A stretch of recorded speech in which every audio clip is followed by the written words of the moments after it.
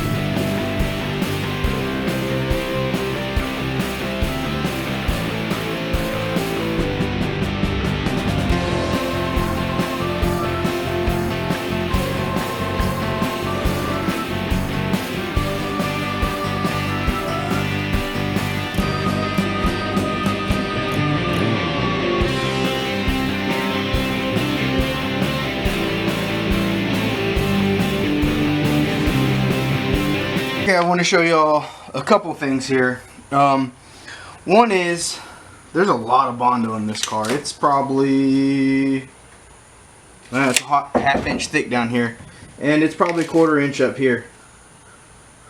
Yeah. So somebody's put a lot of mud to, like, you know, seal up the doors or whatnot. But I wanted to show you the difference between this bottom section where this little lip goes up. You can't really tell with the camera angle, but there's a offset right here, and it's about 3/4 of an inch. And so what I'm going to do is I will strip away all this Bondo that's in here. There's a bunch in the front too. Oh, and on a side note, the doors are welded shut, so that's good. I'm gonna have to go in and remove all, you know, just an inch of this Bondo right here, and whenever I lay that I'm gonna use 3/4 inch conduit and bend it for two reasons. One, you can put a little mud over it, a little Bondo, and it makes a nice little rolled edge right here. But two, also so that if this thing does compress or if I hit a bump, it doesn't dig this edge into the tire. It'll have like a nice round surface. And it could potentially bend the quarter panel, but it's better than cutting a tire at high speeds or something like that. But what's going to happen is that conduit will lay flat here, and then once it gets into this area, it'll stick out and make it seem like the body line rolls around. And I'll show you here after we get this Bondo taken off.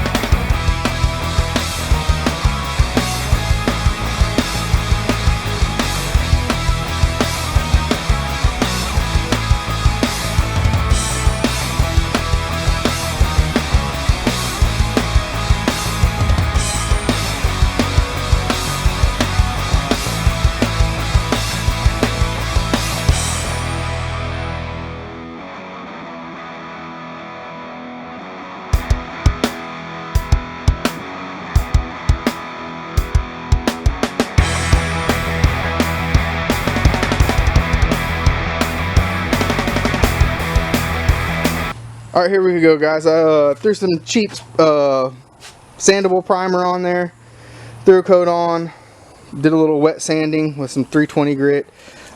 Look, I don't know a whole lot about bodywork. I'm not a body man. I'm sure every one of y'all out there can critique me on this. However, this is an old race car. I'm not really too worried about the way it looks or anything like that. I just didn't want, I want it to look a little better than a piece of conduit welded on there. So as you can tell, it kind of like follows this body line, and the body, it kind of makes the body line roll around. So it looks good. I like it. This is the same thing they did on the 55 whenever I got it, and then I took their idea and redid it because it wasn't level or square. So I imagine it's kind of an old school trick, but it looks pretty good. You know, it's not by any means level or all that nice. So the next thing we're going to do is put some gauges in, and we'll get to it.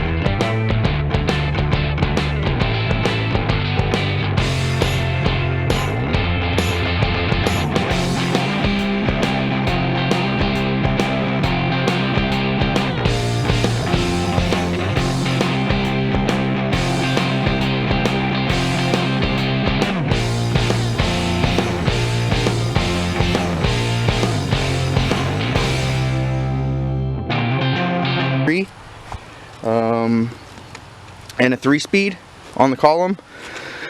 It's 4-door, of course. It has a lot of the trim on it still. The rockers are still in really good shape.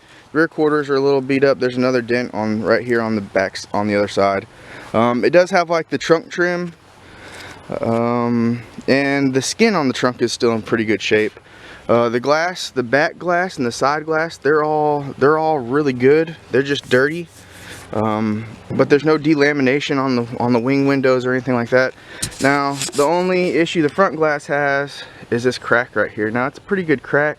However, what I think I'm gonna try to do is go on the inside and cut this gasket loose and try to keep this window. I think maybe this gasket and this trim right here will keep the window solid long enough for me to get it across the yard over to the other car. And what I'm gonna do is I'm just gonna urethane it in for now until I find a better windshield. I don't want to spend the rubbers for these things are almost $200. I don't want to spend $200 on a rubber and then have to replace the window eventually. So this will get me going for the time being.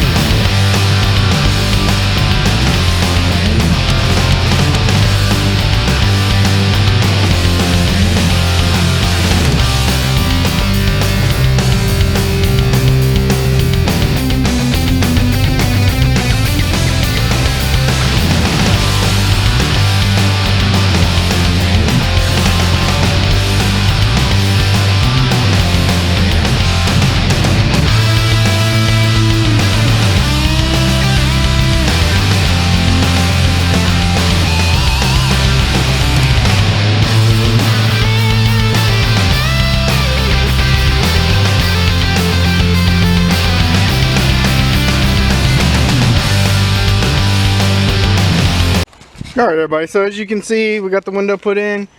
Man, I pushed on it and it seems pretty solid. It seems like it's glued in there pretty good. Only time will tell. So I'll give you all a quick look at the stance. I lowered the back shocks down a little bit. Now this is going to be the end of this video. I'll have another one posted here in probably a week or so, maybe a little longer, of doing the rear end. But before I leave y'all, I think we're going to do a quick burnout and see how that rear tire separates, or see if it rubs the fender wells. So remember, thanks for watching. Comment, like, subscribe, and we'll see you back next time.